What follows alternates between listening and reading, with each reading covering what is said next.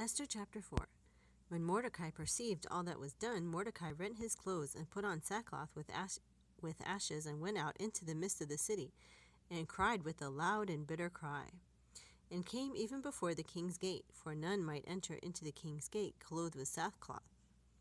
And in every province, whithersoever the king's commandment and his decree came, there was great mourning among the Jews, and fasting and weeping and wailing, and many lay in sackcloth and ashes.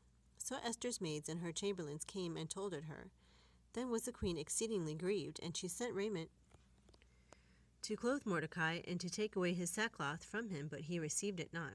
Then called Esther for Hattach, one of the king's chamberlains, whom he had appointed to attend upon her, and gave him a commandment to Mordecai to know what it was and why it was. So Hattach went forth to Mordecai unto the street of the city, which was before the king's gate. And Mordecai told him of all that had happened unto him, and of the sum of the money that Haman had promised to pay to the king's treasuries for the Jews to destroy them.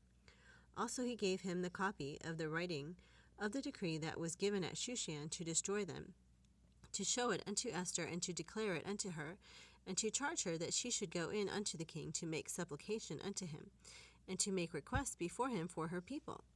And Hattach came and told Esther the words of Mordecai. Again Esther spake unto Hattach, and gave him commandment unto Mordecai.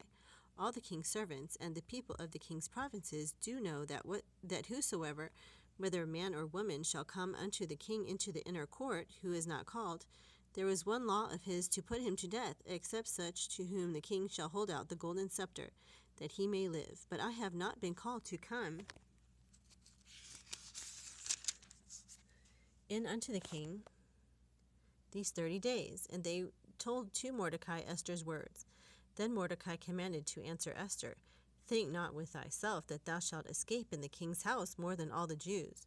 For if thou altogether holdest thy peace at this time, then shall their enlargement and deliverance arise to the Jews from another place. But thou and thy father's house shall be destroyed. And who knoweth whether thou art come to the kingdom for such a time as this?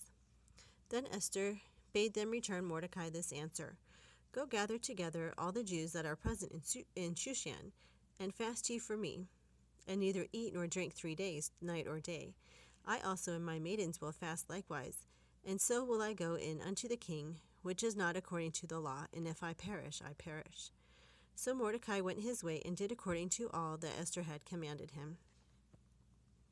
Now it came to pass on the 3rd day that Esther put on her royal apparel, and stood in the inner court of the king's house, over against the king's house, and the king sat upon his royal throne in the royal house, over against the gate of the house. And it was so, when the king saw Esther the queen standing in the court, that she